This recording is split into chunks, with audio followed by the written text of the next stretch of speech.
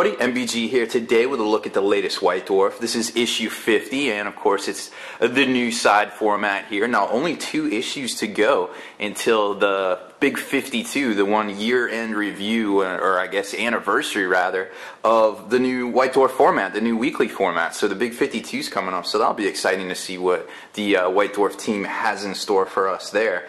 Now of course you probably noticed this background here. These are, if you haven't seen them yet, these are the fat mats by Table War, and you can get them in, I think Frontline Gaming's got them up on their web cart for sale. We got a bunch of these in here, and they are a breeze to play on, and they soak up beer and liquor quite well to boot. So kind of a bonus right there.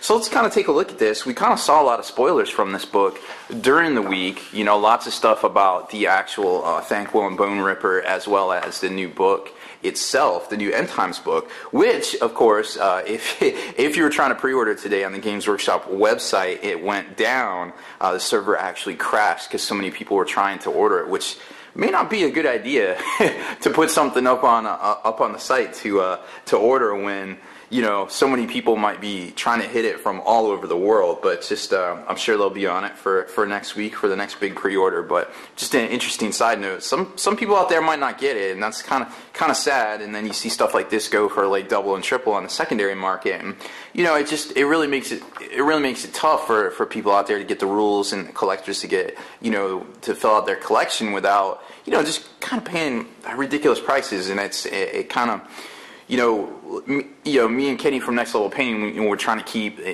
trying to bring the hobby back, and that, you know, selling stuff for ridiculous prices really isn't doing that, and it doesn't help anybody, and it just creates a bad taste in everybody's mouth. So, you know, I hope everybody that wanted the book definitely got it. I didn't get it, unfortunately. I'm just gonna have to get the soft cover when it comes out, but hey, that's the way it goes. So back to this one here. The new content, table of contents, pretty much standard. You know, sideways. We've got this little like full bleed picture here, kind of like before. We don't really see the White Dwarf staff anymore, which is, you know, I mean, I kind of miss them, but you know, I'd rather see something really big like that as well. So the big releases for next week, of course, Thanquol and Bone Ripper, as well as Warhammer Thanquol, the End Times book. So what's in it? Well, let's take a closer look at the actual Thanquol model, which comes in 2 different varieties. You got that one there, or with the crazy Warpfire braziers. Brazers is, I guess, the technical term is, but you know what I'm thinking, I suppose. So there he is. There's how he stacks up size-wise to Nagash. Looks like he's just on the normal chariot size base there. Of course, Nagash. Now this is kind of like a slanted kind of look at it right there, but that's you know, it kind of gives you a good idea of how big it is. Here is the preview of the hardcover book. Of course, it's the 2-book format with the slipcase. I guess that's pretty much all they make in China anymore is, you know, hey, we're going to get you some slipcases here, guys. Oh, you want some books to go in it? Cool. And then you've got the crazy Skaven versus the Lizardmen up here, and the Lizardmen spaceship taking off in the background. I don't know what that is. It looks like some sort of pyramid. I guess I've been told that if anything can get higher than 5,000 feet on its own, it's technically a spaceship. But that doesn't make sense because, you know, I believe that aircraft can fly that high. But anyways, that apparently is the technical term.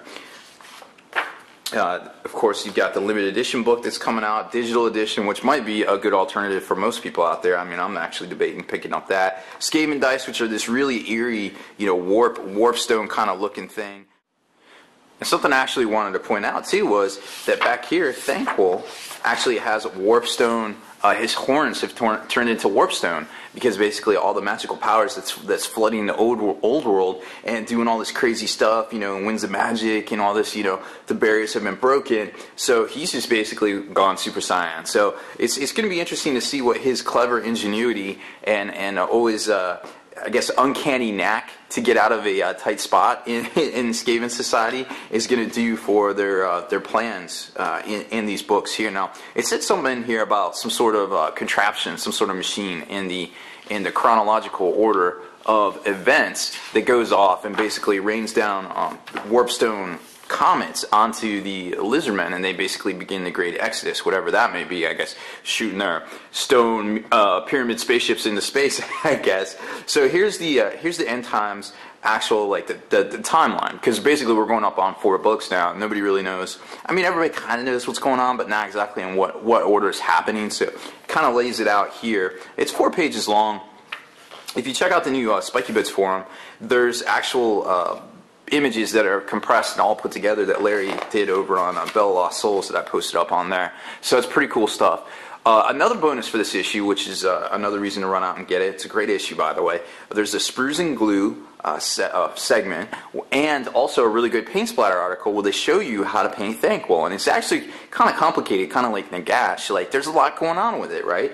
So here's the thing where they kind of show you like how to put it together, and then of course they showed you, you know, back in the day, kind of how to do Nagash, like kind of in parts. So it kind of goes along the same lines here as well. You know, assemble it in these like sub-assemblies, and then you can kind of lock it together. There's also some interesting techniques, whereas, you know, how to just basically do normal like vehicle assembly, putting stuff separate to paint it like kind of like what we do with airbrushing here. Like we always put armor plates and things, not necessarily on a piece of sprue. I like to use those paint sticks that you get from like Home Depot to stir your latex paint.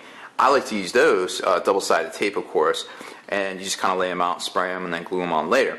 There's also the part about how when, you know, you're putting together some of these big things like knights or wraith knights, imperial knights, etc., you can cut these little lugs off, and what that actually does is it kind of allows for better positioning.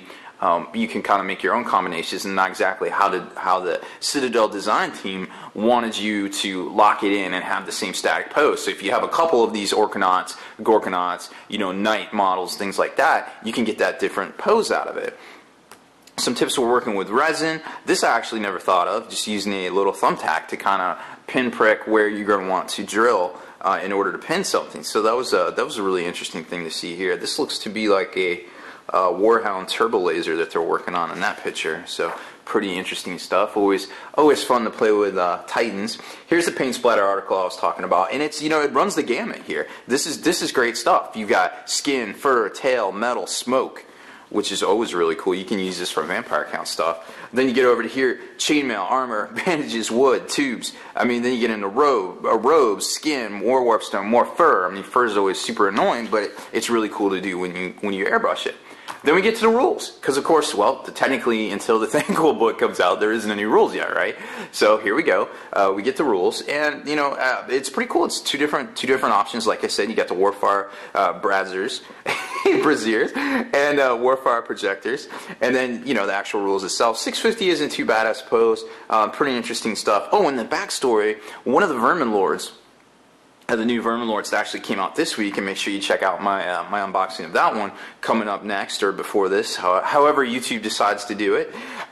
One of the Vermin Lords actually helps Thanquol put together Bone Ripper after its you know, last untimely demise, because Bone Ripper is actually kind of an amalgam of all different parts and all different versions of, you know, the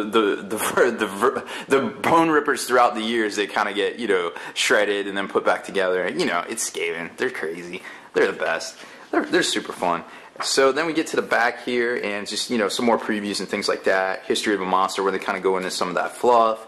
Then just a couple different things. I like this one where it kind of shows, you know, some of the scale that they're going with, kind of making these big things between the Glockins and the actual Bone Ripper model itself. And then you get into all sorts of different other things going on here, some weapon stuff and different things like that. I am really inspired by these Legion of the Damned right here.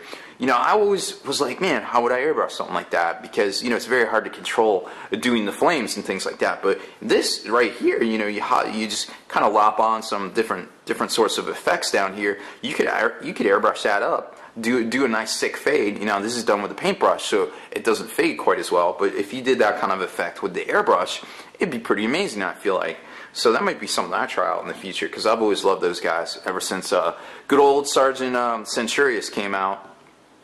Man, that model is super old. I remember that, with the little skull that made new guys from casualties and things like that. Man. Anyways, reminiscent. So here's the previews for next week. Clan Molder's latest creations, which if you haven't seen yet, it's already been rumors out there. Some pictures have already leaked. I guess they're called the Rat Ogre Storm Fiends, and they're pretty cool looking, about the size of I guess kind of like Nagash's little assistants there, the the Mortar, not the Mortarks, but the other one. There's so much stuff coming out, I can't keep it all straight. But the flying demon-looking things, kind of about that same size, but like completely bulked out with like crazy steampunky stuff and tons of different weapons. So definitely check out the pictures of all that stuff up on the Spiky Bits forum. We just put those up a short time ago.